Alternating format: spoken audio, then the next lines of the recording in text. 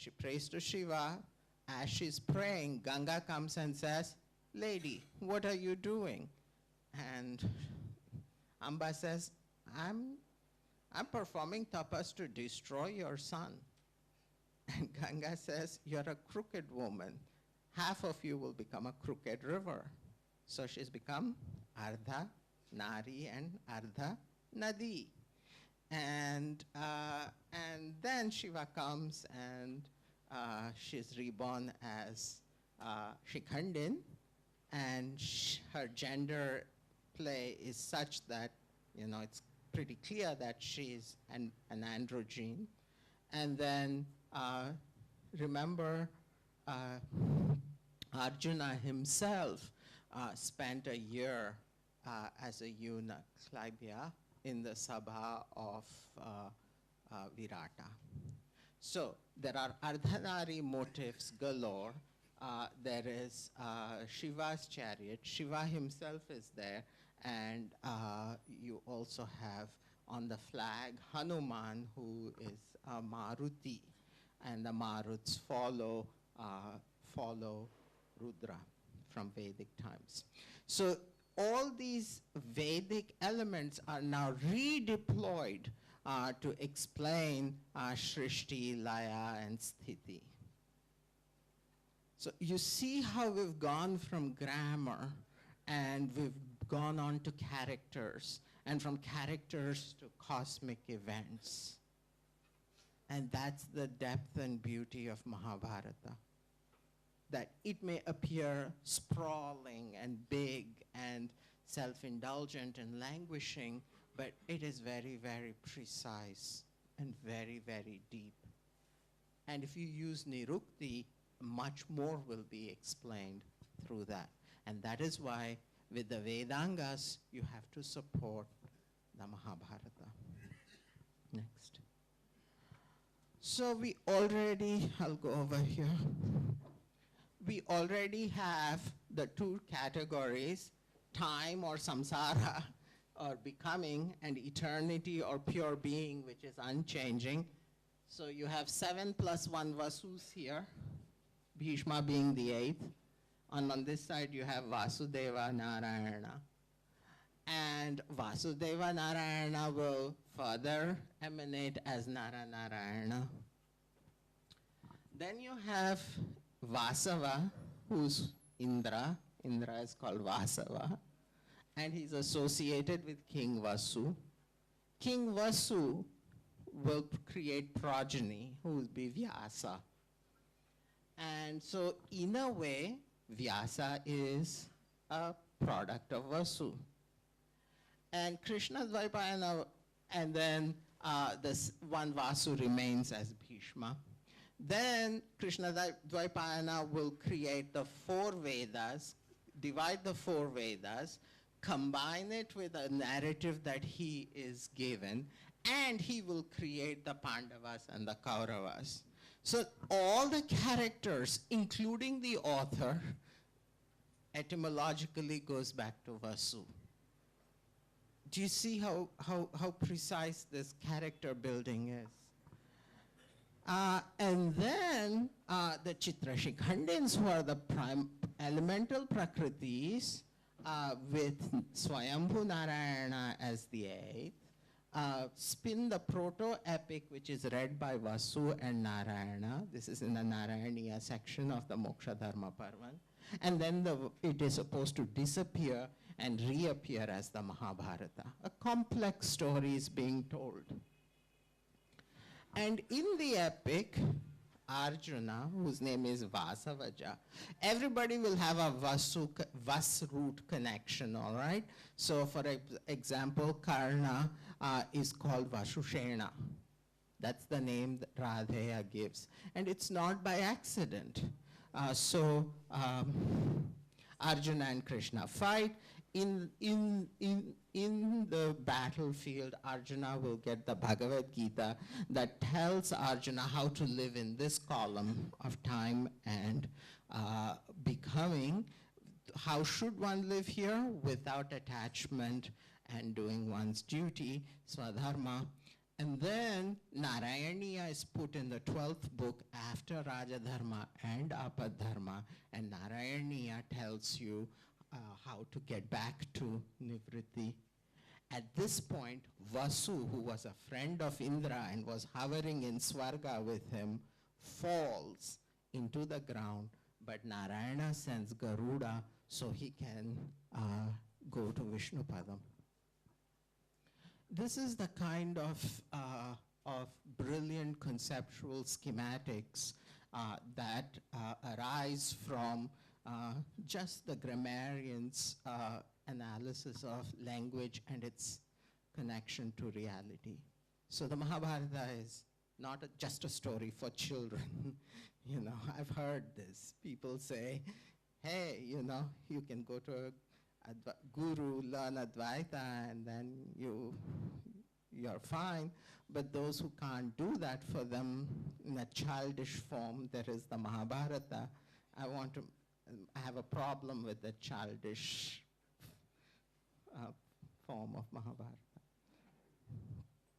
So not only is the Mahabharata complex, but just the word dharma is difficult to teach. And I teach in Hunter College in New York, and the teaching of dharma is, how do I translate dharma? So the concept of dharma is not understood as a universal principle, but as a sectarian doctrine for many people. Many people think dharma is what Hindus believe, and it is their religion. Am I over time? It's almost over the time. Okay.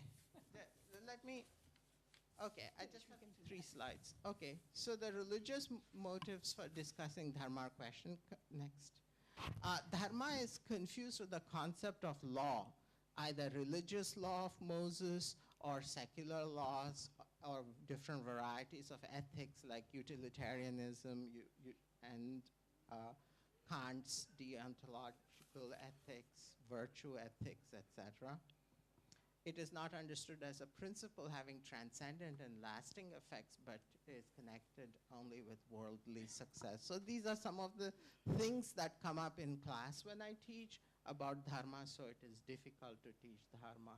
But that's how, and this I'll stop here, that's how the Mahabharata has arranged the various dharmas.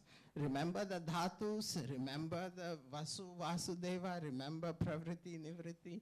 So there's Nivritti Dharma, Pravritti Dharma. Nivritti Dharma is Moksha Dharma. And Pravritti Dharma has 2 functions, Palana function, Dharana function. Shesha will carry the universe on his head. Palana function is macrocosmic, microcosmic, and mesocosmic. Macrocosmic, Narayana will take care of, Avatarana and Bharavatarana. Microcosmic, Arjuna should take care of it, do his Swadharma. And mesocosmic, you have dharmas which are meant for society and family, such as Raja Dharma, Apad Dharma, Varnashrama Dharma, Kula Dharma, Jati Dharma, Stri Dharma.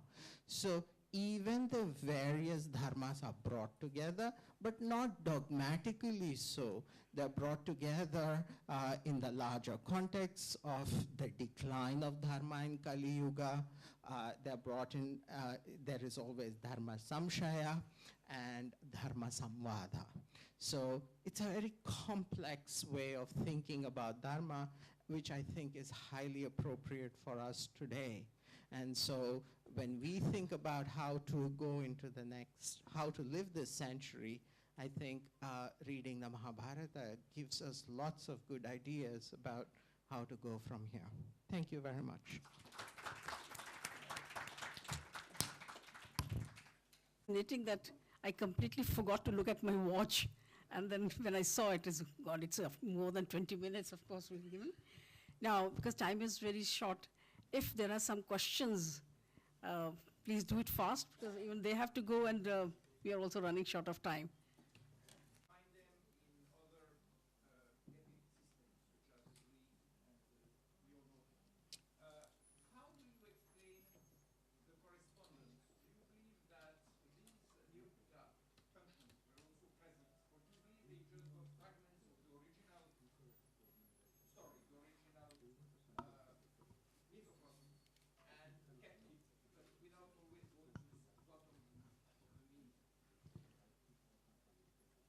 every culture does many things, and Hinduism has done many trials on literary creations of various success. The Mahabharata says that what is not found here is not found anywhere else. So it has this comprehensiveness, which I don't think is just a boast. So they have really worked up from the bottom up till the cycles of the universe, and they were very careful. So when one thinks fundamentally, there, other people could also think fundamentally. So I would say that coincidences, not necessarily influences. And not just coincidences, it just speaks of humanity. That's why Mahabharata is a human text. It's not just a Hindu text or just an Indian text. It's a universal text. The universe really does function according to time and eternity. That's my Go to a word, that dhatu of the word dharma. Mhm. I think you get the entire concept of dharma. Yeah, but I would like it that way, but the root of dharma is dhren. Yeah. Dharayati, dhren dharayati. Yeah. But still, that would be the central message of Mahabharata, is to establish dharma in every way. At various aspects and times. Yeah. Yuga dharma. Right. Anyone? Now, I would invite Dr. Michael Sternfeld, who is the producer of Fairfield, USA, to present his paper, The Power of Upanishads and Oral Tradition. Dr. Michael. For this context and this introduction, and following Vishwa, it was absolutely brilliant, I thought, in the depth that he explored the Mahabharata. My actually background is an exploration for the last 20 years with the Ramayana, not only as a scholar, but producing the Ramayana. Today, my talk on the Upanishads, it's a little bit out of my element, and really, I don't consider myself a full-fledged scholar. I really am a producer in the sense that I always look at ways to take the ancient Vedic knowledge and really make it accessible to the general public. That's why I do productions of theatrical productions of the Ramayana. Are we on? Theatrical productions of the Ramayana, Ram Leela, audio productions, even built a theme park based on Ramayana. So I want to explore today the Upanishads in maybe a slightly different way, because I don't consider myself a scholar of the Upanishads, and there's such brilliant scholars here. I was trying to really connect it deeply to personal experience. The Upanishads have this quality of really, I think they're the branch of the Veda and Vedic literature that takes us into a deeper level of experience. I would like to, and I think as many people mentioned in these last few days, most of what's presented here has been presented before. This is nothing new for many of you. You're either from this culture or have explored deeply. But I would like to take us back to maybe the first time you heard the Upanishads, maybe when you were young, and the effect that it had on you when you first heard and listened to it. So that's the context that I'd like to approach this. Also, I should say that because the title of this conference is the scientific aspects of the Veda, I was trying to think, how can I connect this beautiful poetic story-like qualities of the Upanishads to the scientific value? Science really, when you think about it, is and the one thing that was mentioned the other day about that, I think it was Dr. Shakuntala talked about that in India has taken, the Vedic culture has taken on using this direct personal experience to enhance their inner life, while the West has used science to dominate. So I'd like to go back to that original experience of pure subjectivity. Pure subjectivity, which is really the core of Vedic knowledge. That's how the rishis cognized the Veda and Vedic literature. This is the original science. Really, when you think about it, if you have the experimental method, is you have a hypothesis, you set up experimental design, then you test the hypothesis, and then you draw conclusions. If you think about pure subjectivity, if you go deep inside in meditation, using a systematic approach, deep inside, and you find the same experience over and over again, and that this experience produces ultimately higher states of consciousness, deeper inner levels of awareness, and ultimately in the case of the Vedic rishis, to actually cognize the structure of the Ved. Their awareness was so pure and refined that they felt the reverberations of the Ved, cognized the structure, the impulses, and later spoke them out as an oral tradition, and then later wrote them down. So the Vedas are living proof of pure subjectivity. The fact that the Vedas exist and all the branches of Vedic literature exist are living proof of this quality of pure subjectivity, of cognizing, realizing the depth of silence and its reverberations in your own awareness, and then speaking them out in forms of chanting the Ved in terms of all the branches of Veda and Vedic literature. So I would like to suggest that this whole structure of pure subjectivity and repeatable, verifiable subjectivity is the foundation which all the Vedas are based on. And then I think that we are emulating that today. That's what I think is the core of really this whole conference. And I think there's brilliant discussion and elaboration on an intellectual level, but I always want to remind, at least myself, where does this come from in the first place? I think the core of my research really is inner research. I've been meditating for 44 years. I started when I was 3, no, actually a little bit later. And I live in Fairfield, Iowa. I'm a student of Maharishi Mahesh Yogi. I was very happy that the Waves Conference held their semi-annual event 2 years ago in Fairfield, which was a big thrill for us. Many of you, I think, were there. And so when I go deep in meditation, which I do in our community, the whole community is based on, we meditate upwards of 2 to 3 hours twice a day. The whole community is based on that. And it's not really an ashram, it's a community with the university at its core, Maharishi University of Management, and then a community that's built around that. That's where the research is really happening. So anyway, that's what I wanted to put at the forefront of what I'd like to be talking about today. So let me just, I'm going to go through most of these slides. When I'm talking about the Upanishads, I don't even want to waste much time on an introduction. We know there's 108 Upanishads, 10 principal Upanishads. The root of Upanishad is upa, ni, shad, to sit down near. And people often think of that, interpret that as to sit down near the acharya, the teacher, and gain the knowledge. But I want to suggest that we may be approaching this, interpret this on a different level, deeper level, which I'd like to get later in my talk. I don't think I need to go into this. In the West, Upanishads have really, some of the greatest thinkers like Emerson, Thoreau, have all recognized that the Upanishads are this sublime knowledge. That when the Transcendentalists were lively in the late 1800s in the United States, there was an awareness, and that was when the first Vedic knowledge was coming over to the West. There was a deep appreciation for this, the luminescent value of Upanishads. But I think you already know that, so I don't even know if I need to go. Tagore is someone that you could more relate to here, is that the messages contained in these Upanishads are like some eternal source of life, still illumine and vitalize the religious mind of India. Seekers of life fulfillment may make living use of the text, but never can exhaust them from their freshness and meaning. Radhakrishnan was another one who really felt the depth and liveliness of Upanishads, and recommended that reading them, of course, in the original Sanskrit is the most profound. My approach has been to look at them in English. So the main thing that I want to go into today is when I looked into the Upanishads, and the way I look into something is I try to bring it out as more of an artistic production. I took, there was a book written, All Love Flows to the Self, by Tom Agnes, who's a well-known Sanskrit scholar, and his wife Linda Agnes, along with Dr. Kumudo Reddy. That's this book which came out a number of years ago, titled All Love Flows to the Self. I wanted to create an audio production of this because I feel that the Vedic knowledge, when listened to in its original oral tradition, is where the reading appeals to your mind, listening goes right to the heart.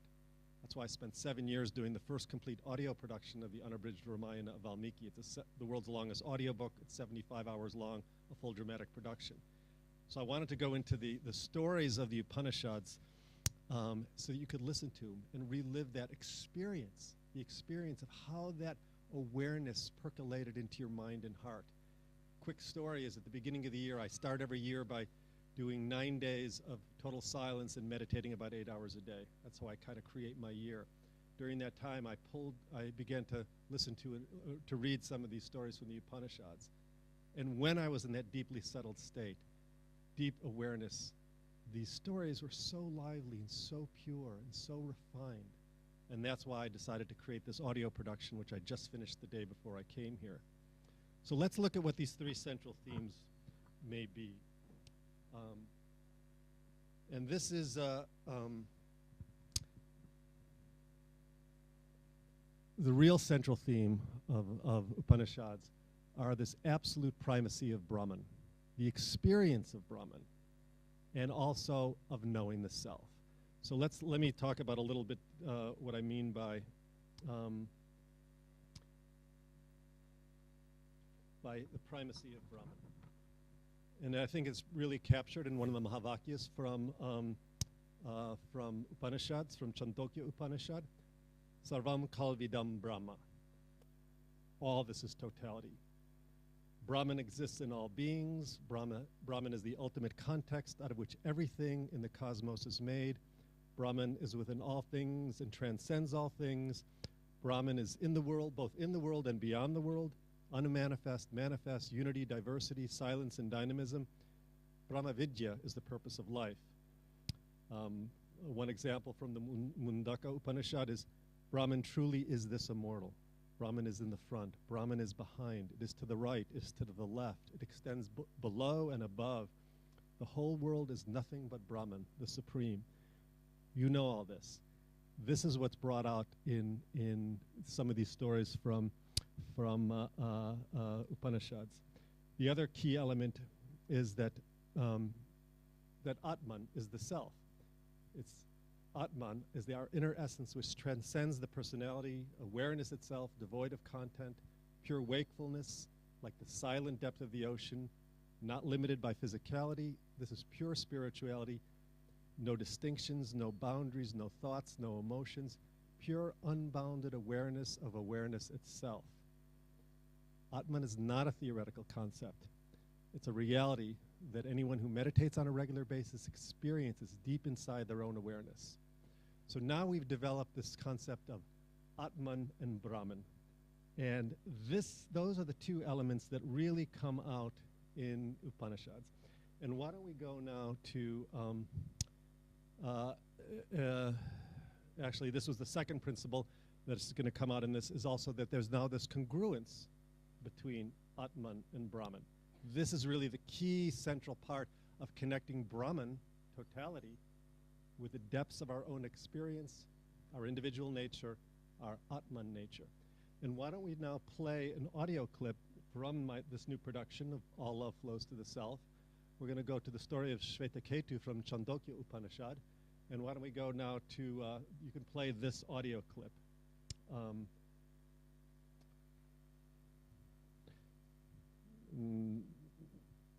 Did you hear that? To play that audio clip now from this first one, from the story of Shvetaketu. This is a very short, couple-minute clip. My dear son, he asked, I wonder if you have learned the wisdom of the Veda. Can you hear what cannot be heard by the ear? Can you see what cannot be seen by... Did we lose it? It was coming out really nice.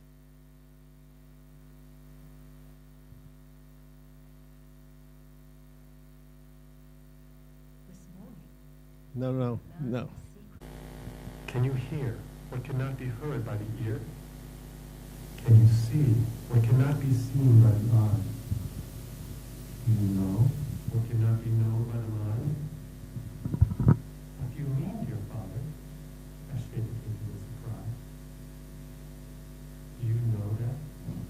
By knowing which everything else becomes known? Asked his father. What is this teaching, father? My son, when you know one lump of clay, you know all that is made of it. When you know one nugget of gold, you know all that is made of gold. When you know one pair of iron prongs, you know all that is made of iron.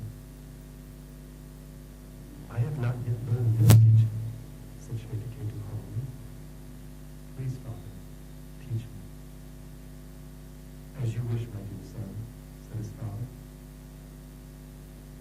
In the beginning, there was an unbounded ocean of consciousness, one, without a second, in Komerath, the ocean of being thought to itself, I am one, may I be many, and created light. Light thought to itself, I am one, may Can you I play be louder? many, and created Louder? light. Without. Water thought to itself, I am one, may I be many, and created matter. One unbounded ocean of consciousness became light, water, and matter, and the three became many. In this way, the whole universe was created as an unbounded ocean of consciousness, ever unfolding within itself. That infinite source of the whole universe, self of all that is, the ocean of pure consciousness, that essence of all things, that is truth. That is the unbounded self. Of that you are created. That thou art. Asi, Shritiketa. When you have known this subtle essence of life, then you have seen the unseen and known the unknown. You have known that, by knowing which everything else becomes known.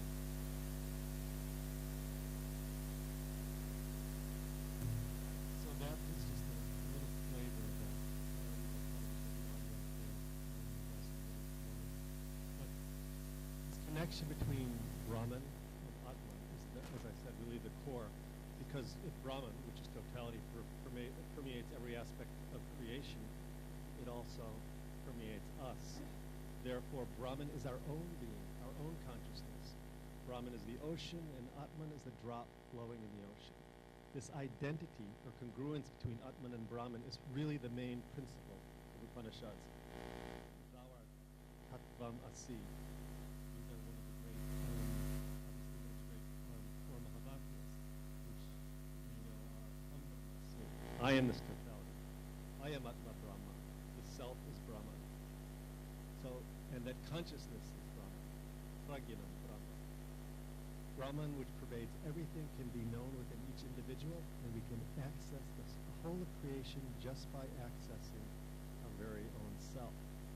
And this is now where we're going to come back full circle, and then I want to play, we'll try going to,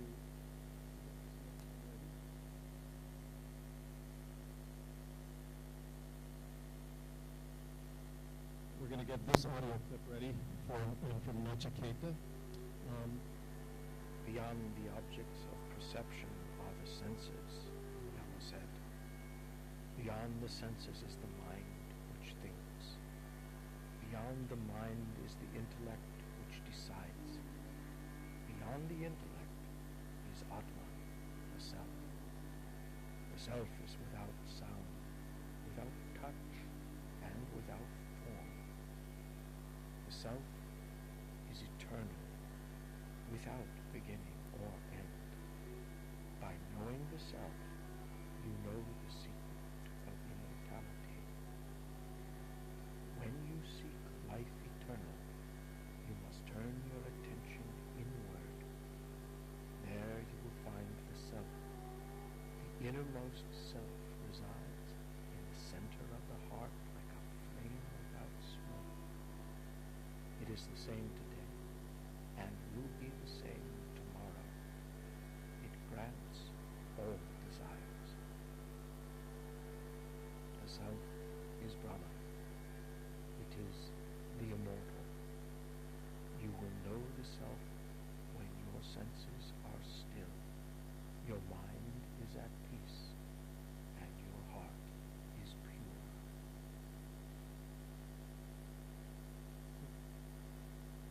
Okay, then let me just wrap this up now. I want to bring this around full circle to what I talked about at the beginning.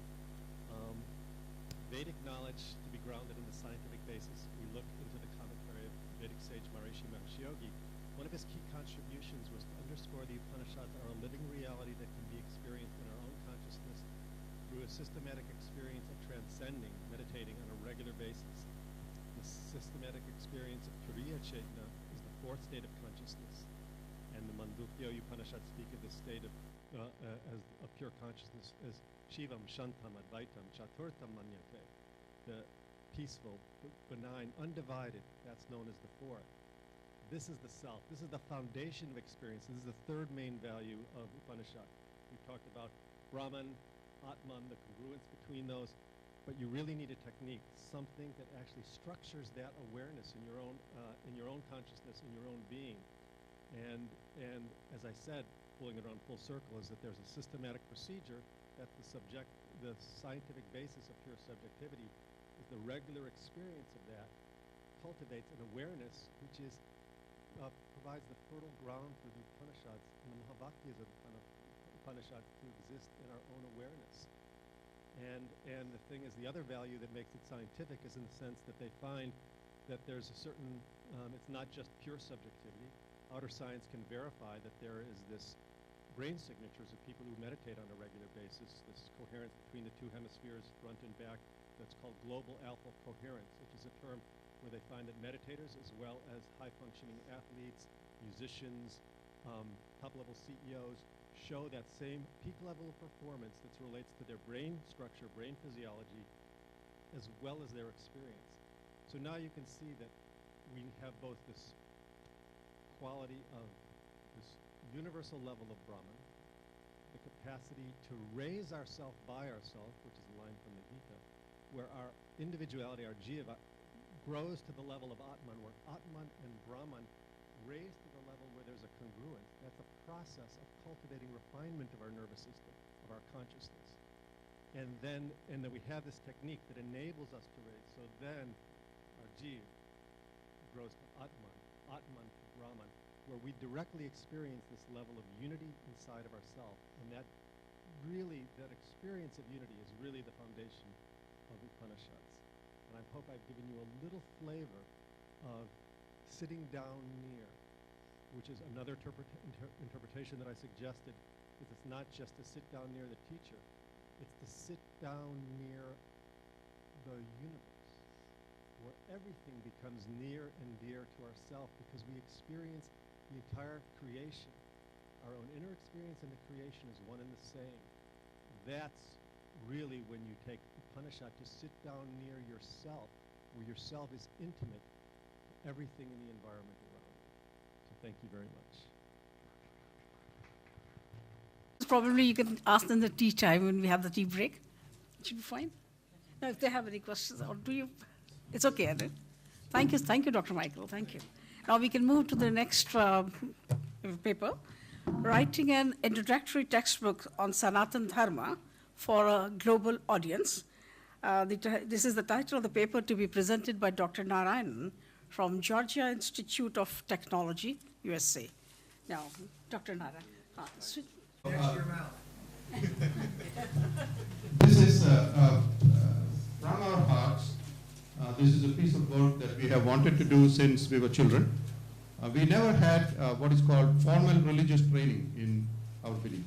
We were either too lazy in my case or too busy in her case, doing other things to earn a living or to learn things and all these things. I have to figure out what these people are doing there. They say that in engineering, we cannot say good morning without the aid of PowerPoint. So unfortunately, I am one of those. And so let me move on to the next slide. Where's this slide? Question that introduce, how do you introduce Sanatana Dharma, our beliefs, to a global audience? And if I think of the most horrifying audience, it's the classes that I face every day at Georgia Tech. And I say, what would it take to convince these people? The prior work, if you think about it, this is certainly not original. The prior work starts with the Vedas themselves. It is the idea of how do you communicate knowledge to people who need to learn it and make sure they get some knowledge. So this goes through the last, all of creation and evolution. We, of course, do not have the resources to learn all of those, or even a very tiny fraction thereof. So we have tried to find all the sources with pretty much equal respect. And I want to, one of the reasons for coming here is to thank you because it turns out that the proceedings of the WAVES conferences, which many people even in WAVES do not realize actually exist, based on the emails that I have seen recently. There are some 11 volumes that precede this, which each have about 100 papers. And that is a fantastic recent effort by knowledgeable people to condense the knowledge that has gone before. So if one ignores that, that would be a very silly thing to do.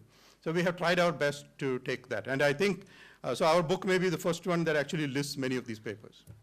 Okay? And I hope they get into the Google Scholar and things like that, where other people can find them, because they are not findable today. So the background, I let you read that. I really don't want to get into those things, but we all read the newspapers, you experience these things ourselves. One test is this: when I look at my nephews and nieces, they are all brought up as good Hindus or whatever, so to speak, but they almost feel a need to hide their identity, because the pressures that they get are all such that you can be anything except yourself. Okay? And why is that? So, that you can blame other people, but when it comes down to it, and you can see the pressures that we see in the media and all this, we can spend our lives blaming these people. It came to us in some fashion where we were called upon to use our skills to rebut claims being made by people who said, you should believe me because I am a professor. And that does not fly in my classes, at least. They don't believe anything I say. So I said, well, what kind of reasoning is that? That doesn't work. So I have been asked to rebut some of these things. And I eventually I started getting very worried about the balance of my karma account, because I was always attacking other people for saying wrong things. So the question comes, what is it right? Can you say how to present your own beliefs properly? So that is, from my point of view, that was one of the motivations really to undertake this. And of course, I realized that I knew nothing. And we have gone a little bit further. So we have tried to use an engineering approach, because that's the only thing I know, to a project. The project has come out with a textbook that could be used to present Sanatana Dharma to nearly everybody. First thing that is required in aerospace engineering design is figure out what you need. Requirements definition. So that is where most of the mistakes are made. And they say 90% of the project's cost is incurred in the first 5 meetings that you conduct, because you made all your mistakes. So we said, this is it. First, we must be able to learn our own beliefs, about our own beliefs. We must have documented sources. And I don't want to keep going up and arguing with somebody when I don't have documented sources to back me up. It doesn't work. We must enable curious and thoughtful people to learn why we believe what we believe. It's not enough to say, that's the way it is. We must try to provide a rationale for the advice that has been passed down through the ages from the ancients. And one very curious thing was that we had learned these prayers from our parents in a time when we had no idea what the words meant. Many of these were in Sanskrit. And I did not know Sanskritam until much later in school, when my mother hammered it into my head. So how accurate were these things? We had just learned them orally. So this was an opportunity to go back and check, does this idea of oral communication actually work? And I had to tell you that it works amazingly well. Now, these words, whatever I had learned, was very, very close to being 100% accurate. I could not believe this. The other thing is to provide a rational framework for introducing Hinduism, which I find very hard to catch from textbooks that I see. Because today, Hindus are not all located in Uttar Pradesh or Gujarat or South India. They are located all over the world. Some have gone into outer space. So when we present an introduction, it has to be relevant to everybody. You cannot say everything is on the banks of this river or whatever. I'm sorry, but that's the fact. So we had to provide such a rational framework, which is not easy. And we cannot go too much into depth. We don't have the depth to go into depth. But we have to provide enough breadth. And the audience is very diverse. So what are the unifying concepts? I was very fortunate to get this explained to me in Upanishad fashion by one of my early gurus who is an authority on this. He's Professor Damodaran, who's coming out with a legitimate translation of the Rig Veda, and I think he has finished that. It's some 2,000 pages, 10 volumes, he's coming out with that. So he showed me this and said, this is all there is to learn. The idea that we look inward, not out what we worship is not somewhere far above or below or to the side, it's actually inside. And the idea that we can represent all these things with one word or sound or whatever it is, which many people find ridiculous. And so what is the sense behind this? So this was really the core. And then I had to figure out how to go from here to all the other. So I want to show you one more thing. This came from one of the many battles that I had to be part of. This, the central, the color picture is actually of an ornament given to me by one of my students who is from Gujarat. But the illustration in the background was developed by Professor Srikumar Vinekar, who is an authority on psychology. He had come to Emory University from Oklahoma to try to educate the people there on why the books that they were writing on Ganesha called psychoanalysis were utter garbage. And so they said this idea of a baby elephant, where did it come from? It actually represents a Paramatma. Okay? And he showed a beautiful illustration. I got permission from him to get that view graph. And so you see there's a deep background, and also people had taken the trouble to condense this. Somewhere in the corner there, he says the Jaga and Gaja are yes. So the ancients had taken the trouble to condense these things into forms that children could memorize, to distill, and they later on in life they would understand more of what they had learned. So these things are very important in enabling me to generate us to generate a framework.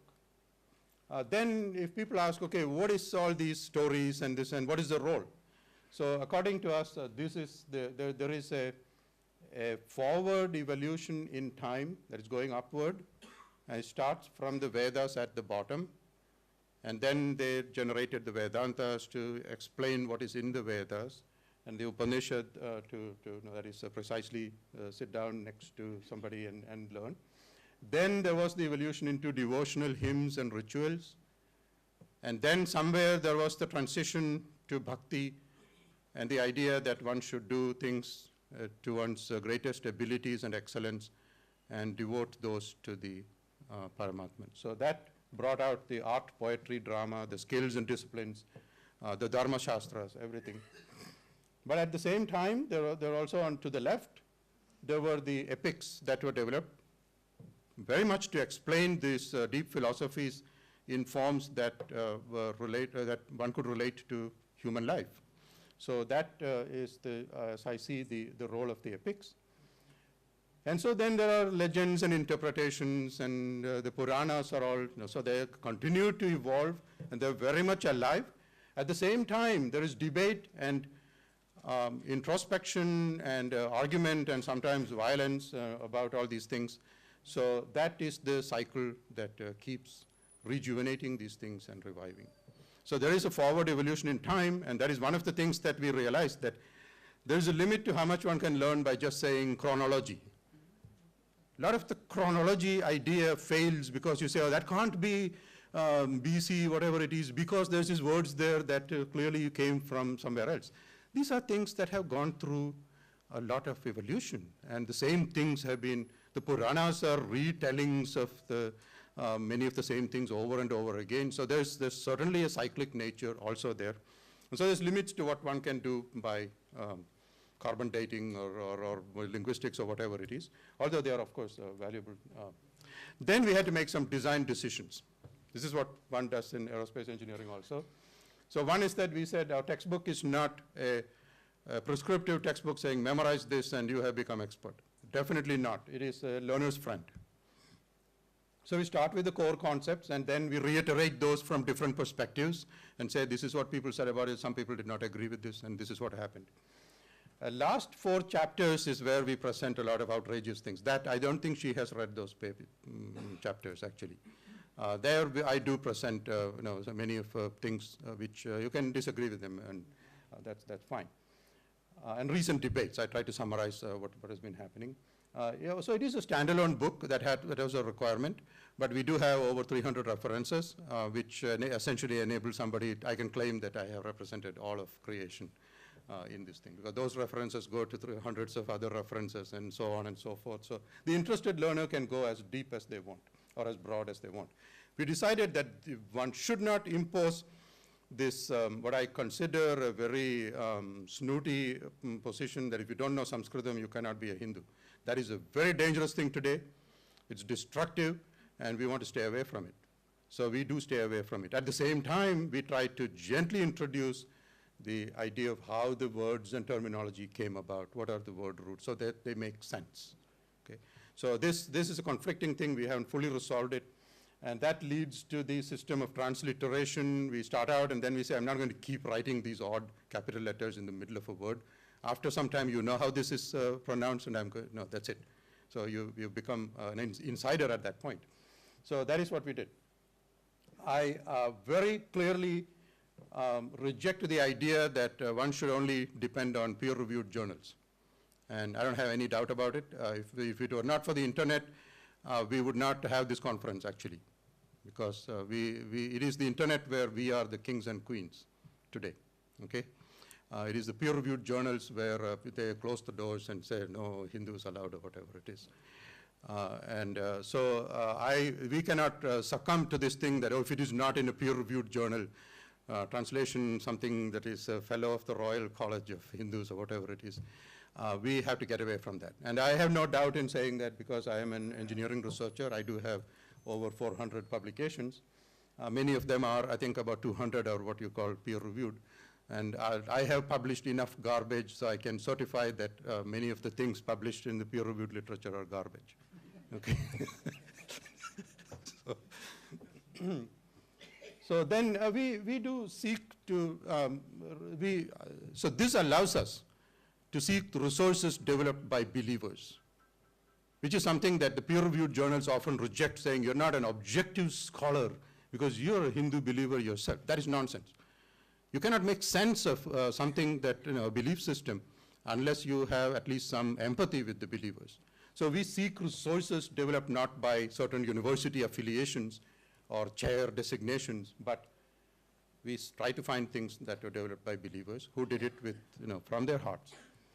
So we think that that is one of our core beliefs, that we respect all efforts, but we respect the efforts that were done proffered with devotion much more. Okay?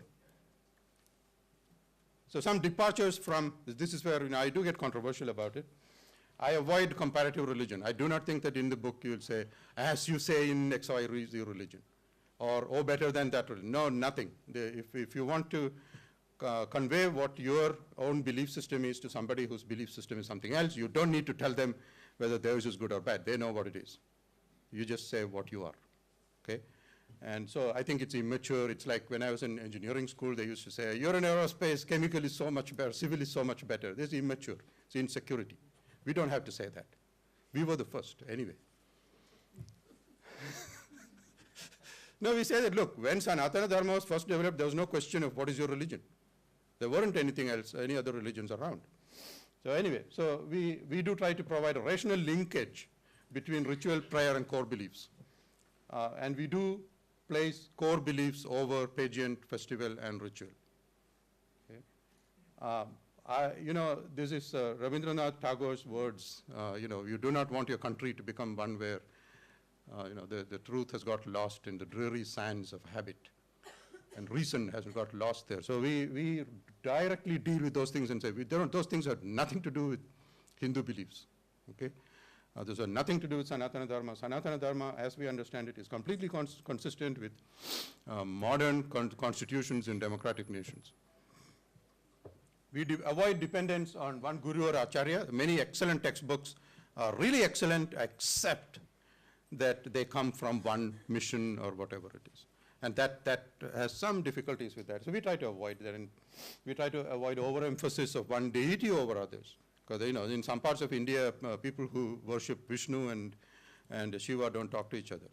And so we cross over all those kind of things. We do not see the need to translate everything to equivalent Western beliefs. So that's okay.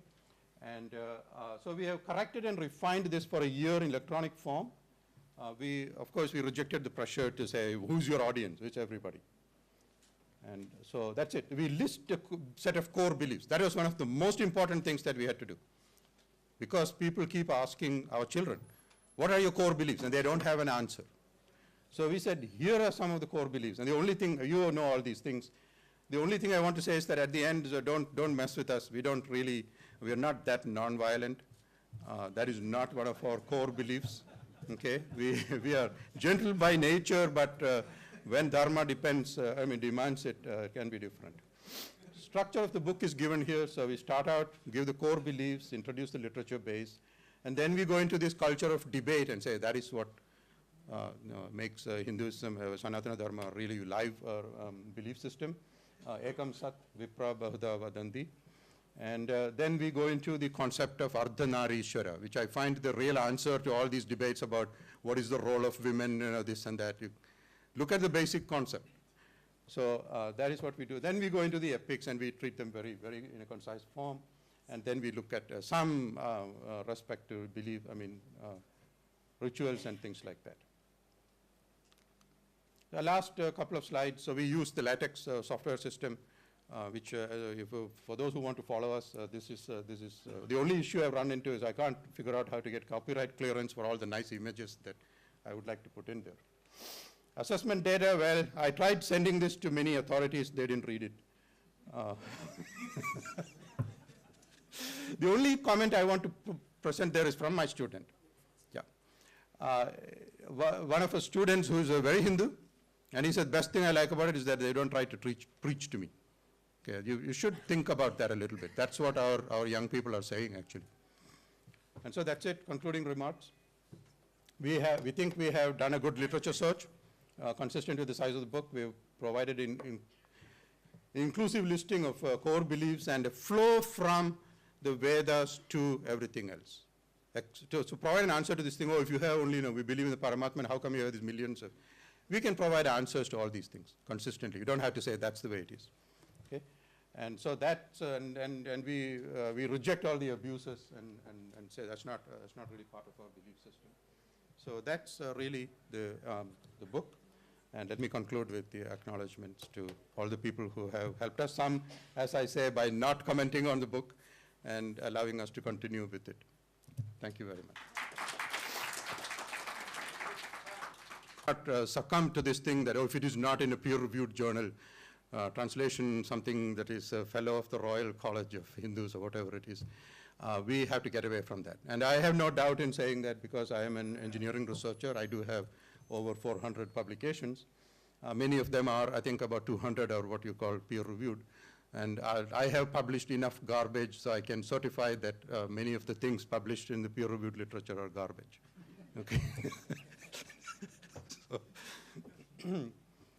So then we do seek to, so this allows us to seek the resources developed by believers, which is something that the peer-reviewed journals often reject, saying you're not an objective scholar because you're a Hindu believer yourself. That is nonsense. You cannot make sense of something that, a belief system, unless you have at least some empathy with the believers. So we seek resources developed not by certain university affiliations or chair designations, but we try to find things that were developed by believers who did it with, from their hearts. So we think that that is one of our core beliefs, that we respect all efforts, but we respect the efforts that were done proffered with devotion much more. Okay? So some departures from, this is where I do get controversial about it. I avoid comparative religion. I do not think that in the book you will say, as you say in XY religion, or oh, better than that religion. No, nothing. If you want to convey what your own belief system is to somebody whose belief system is something else, you don't need to tell them whether theirs is good or bad. They know what it is. You just say what you are. Okay? And so I think it's immature. It's like when I was in engineering school, they used to say, you're in aerospace, chemical is so much better, civil is so much better. This is immature. It's insecurity. We don't have to say that. We were the first, anyway. No, we say that, look, when Sanatana Dharma was first developed, there was no question of what is your religion. There weren't anything else, any other religions around. So anyway, so we do try to provide a rational linkage between ritual, prayer, and core beliefs. And we do place core beliefs over pageant, festival, and ritual. Okay? This is Rabindranath Tagore's words. You do not want your country to become one where, the truth has got lost in the dreary sands of habit, and reason has got lost there. So we directly deal with those things and say, those things have nothing to do with Hindu beliefs. Okay? Those have nothing to do with Sanatana Dharma. Sanatana Dharma, as we understand it, is completely consistent with modern constitutions in democratic nations. We avoid dependence on one guru or acharya. Many excellent textbooks are really excellent, except that they come from one mission or whatever it is. And that has some difficulties with that. So we try to avoid that, and we try to avoid overemphasis of one deity over others. Because in some parts of India, people who worship Vishnu and Shiva don't talk to each other. And so we cross over all those kind of things. We do not see the need to translate everything to equivalent Western beliefs. So that's okay. And so we have corrected and refined this for a year in electronic form. Of course, we rejected the pressure to say, who's your audience? It's everybody. And so that's it. We list a set of core beliefs. That was one of the most important things that we had to do. Because people keep asking our children, what are your core beliefs? And they don't have an answer. So we said, here are some of the core beliefs. And the only thing, you know all these things. The only thing I want to say is that at the end, don't mess with us. We are not that nonviolent. That is not one of our core beliefs. Okay, we are gentle by nature, but when Dharma demands it, can be different. Structure of the book is given here, so we start out, give the core beliefs, introduce the literature base, and then we go into this culture of debate and say that is what makes Hinduism, Sanatana Dharma, really live belief system. Ekam Sat, Vipra Bahuda Vadanti. And then we go into the concept of Ardhanarishwara, which I find the real answer to all these debates about what is the role of women, this and that. You look at the basic concept. So that is what we do. Then we go into the epics and we treat them very, very in a concise form. And then we look at some respect to belief, rituals and things like that. The last couple of slides, so we use the LaTeX software system, which for those who want to follow us, this is the only issue I've run into is I can't figure out how to get copyright clearance for all the nice images that I would like to put in there. Assessment data, well, I tried sending this to many authorities, they didn't read it. The only comment I want to present there is from my student. Yeah. One of our students who is a very Hindu, and he said, best thing I like about it is that they don't try to preach to me. Okay, you should think about that a little bit. That's what our young people are saying, actually. And so that's it, concluding remarks. We think we have done a good literature search, consistent with the size of the book. We've provided an inclusive listing of core beliefs and a flow from the Vedas to everything else. To provide an answer to this thing, if you have only, we believe in the Paramatman, how come you have these millions of... We can provide answers to all these things consistently. You don't have to say that's the way it is. Okay? And so that's, and we reject all the abuses and say that's not really part of our belief system. So that's really the book. And let me conclude with the acknowledgements to all the people who have helped us. Some, as I say, by not commenting on the book and allowing us to continue with it. Thank you very much. No, as it is, of course, we're running short of time. I believe we can continue with the papers, but question answers session probably we'll have it in the time of the tea break, right? Now, next, I would like to invite Dr. Gordon to present his paper, The Emerging Cosmology and Some Vedic and Post-Vedic Insights into the Nature of Universe. Dr. Gordon is a writer, analyst, and convener of International Editorial Board, World Affairs. Dr. Gordon.